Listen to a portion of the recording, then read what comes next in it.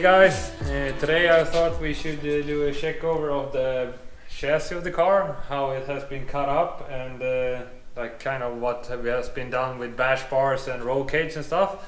And then we'll take a short look at all of the safety equipment we use, like the fire extinguisher system and the personal gear that I use. So let's get rolling on episode 5.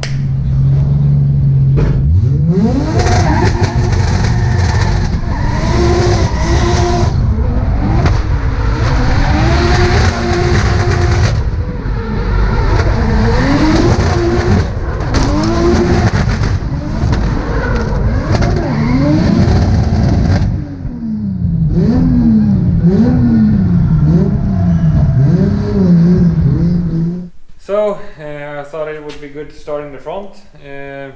The body has been kept completely original from the shock towers and backwards to the rear shock towers as well. So a lot of people think that we have cut off the car here, but this is actually from the stock one. They have a plastic in defenders, so it was kind of already cut when we got the car.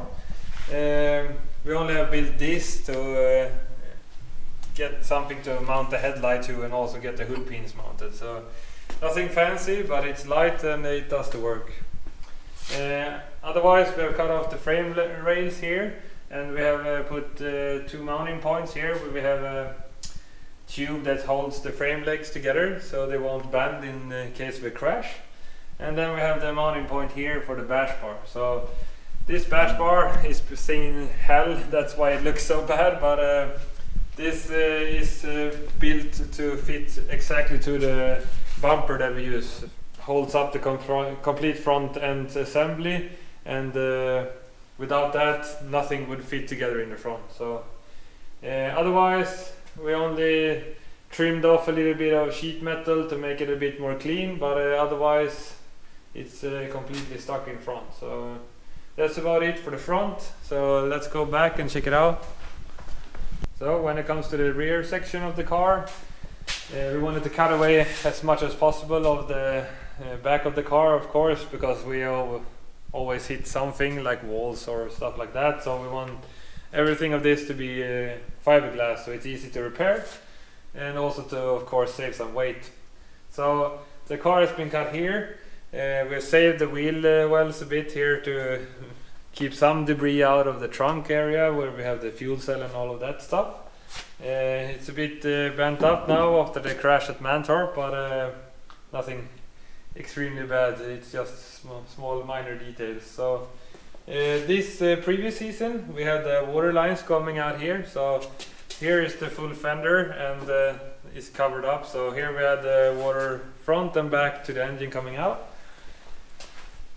Otherwise we have cut everything out in the trunk. There's a big plastic bowl here from the stock car, but we cut it all out, put a bash bar here and the fuel cell previously. But this is one of the things we're rebuilding this winter, and together with the E. Carlson steel design, we're going to rebuild the whole trunk, and we're going to open up the tray here and get it all much more serviceable for us and the mechanics. So pretty excited for that rebuild, and we'll definitely update you on that soon. So yeah, there's not much more to say.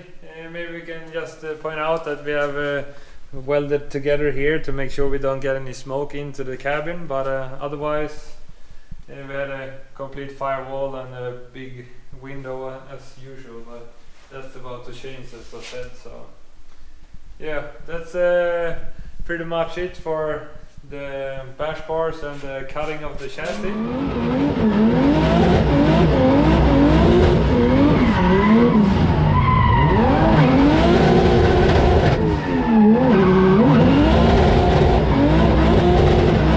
So now I thought we should check out the safety gear of the car. Let's start off by the obvious. It's the roll cage. This is a 6-point roll cage after the European FIA regulations. It's not classified by a certified welder, but it's built by a really good welder. So it's a custom-made roll cage because there's not a lot of kits available for the CLK. So It's been a really good fitment front here, so you have it welded to the A-pillar, also to the frame rails on the side steps, because of the CLK doesn't have a B-pillar, as you can see here. They reinforce the body a bit by doing the bigger side steps. So it's been welded up here, and also tacked up here. So it's really helped up strengthening the car and make it more rigid in the suspension. So you can really feel the difference after we put in the roll cage. So otherwise than that, as you can see, we run Sparco bucket seats. This is the Evo 2, and together with that we run the Takata 6-point harnesses. Of course it's FIA approved and following all the regulations we need to. We bought all of the safety gear at TH Pettersson, and they've been really helpful on supplying the correct stuff for us, so really thankful for that. Otherwise than that, we're running a fire suppression system in the car. So as you can see here, this is the control unit. We use the electric tripping system instead of the one with the cable.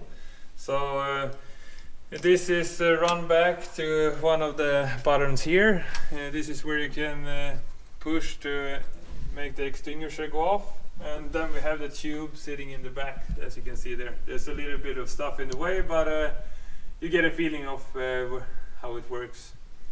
So the whole idea by the firing extinguisher system is that you can see here, you have the nozzle here, one for each passenger's feet. This one, I don't know if you can see it, the red ones there. And I can also show you in the back, in the front. So if we head over to the front here, you can see we have put one nozzle here and one nozzle on the other side. So if fire were to go off, it will put out the fire on each side of the engine, both the turbo side, that's the hot side, and also the intake side where you have the injectors and stuff. And of course it's available to trigger the system from the outside. So this button will put off the extinguisher system in case of a fire, for the scrutineering guys out on track and stuff like that. Otherwise we have the regular main kill switch inside of the car, and also an external one for the guys out on track. So I think that's about it for the safety gear of the car. Let's take a little bit of a sneak peek on what kind of equipment I use as a driver.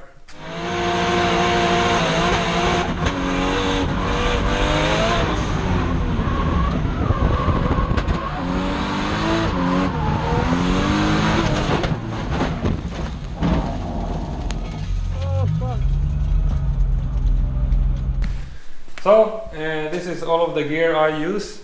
When you put it up like this, it's actually more gear than you think from the first place, but I think that we should start off by the essential stuff. First off, we're running a regular Sparco race suit, nothing fancy, regular one. Hoping to do a more special one for next season, but works really good. I've been having it for years and works really good. One thing to mention about this is that this is a 3-layer suit, FIA approved of course, but actually a thing that people don't think about is that to get this fully approved in the regulations, you have to have a fireproof, I don't know the English word, but you have it underneath, one layer. And this is the one I use. It's from Simpson Racing. This is a fireproof kit that you use underneath the suit. So you have the pants and you have a sweater. Smell like shit, but they do the work. So, and on top of that, we're running a balaclava for fire protection around the neck and the head, of course, underneath the helmet. Also helps take up some sweat, so it doesn't get stuck in the helmet, which is a bit more hard to clean up.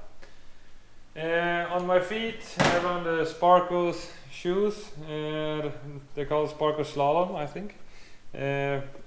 Pretty neat, small shoes, easy to get the footwork working good for you. and yeah, I've been really satisfied with those. This is my second pair and still gonna run them, I think. On my hands I run the Simpson Racing gloves, also a really good pair of gloves, FIA of course. I've been using these for 2 years now, and yeah, it's the best gloves I've been using so far, and really good quality as well. Outside of that, we also have this. This is a bit special. I don't know if this is regular outside of Sweden, but as soon as you're not running a side window of the car, that you have an open window to get more air in, it's more cool in the summer, and also it helps out a bit with the smoke inside the cabin. When you have that, you have to have arm restraints. So this is put up on the arm, so it sits like this, and it's connected down to your 6-point harness. So when you release the harness, this comes loose and you can get out of the car as regular. But if you were to tumble over with the car, this will help your arms to stay inside of the car instead of getting out and maybe get crushed between the car and the ground or something like that. So this is a good thing to think about if you're not running side windows of your car. On top of that, we have the helmet, of course. This is the masterpiece and the one that I love the most. This is the Simpson Racing Devil Ray Carbon Edition.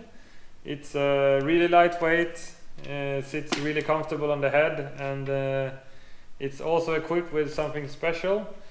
As you can see here, we have a eject system installed in it.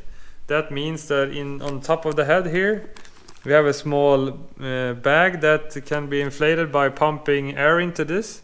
Because if I were to have an accident and I would hurt my neck, one of the most dangerous steps of getting a driver out of the car safely and then getting him prepped for the ambulance is to, when you take off the helmet, if you have a neck injury or a spine injury, you would pull the discs apart because it's so hard, it sits so hard on the head. With this small inflatable bag, when you pump this up, it pushes between the head and the helmet and pushes it off instead. This way you don't get any strain on the spine or in the neck. So it's a really good feature, and I'm happy they got me that information from Simpson Racing, because if that happens, it's good to have. This is also a quick release for the hybrid protection from my neck. I will show you that more when we have the neck protector here. So as I was saying, this is the Simpson Racing hybrid protection. This goes over my shoulders like this. See if we can get it on. So this sits like this and is connected to the helmet by these strains, and this helps my upper shoulders to catch the momentum of my neck and head instead of getting the whiplash. So this is a really good safety feature, because you don't want to break your neck or hurt your spine or something by having a small accident. You don't have to go as fast as you think to actually hurt yourself really bad and get some lifetime problems with the spine. So these are connected to the helmet, and that is what I was talking about, the quick release. So in here you put those small mounting points, and then you just release. So to get it off, it's easy. You just pull it and it comes off. A lot of people are actually afraid of feeling restrained when you have a system like this, because you can't move your head as much.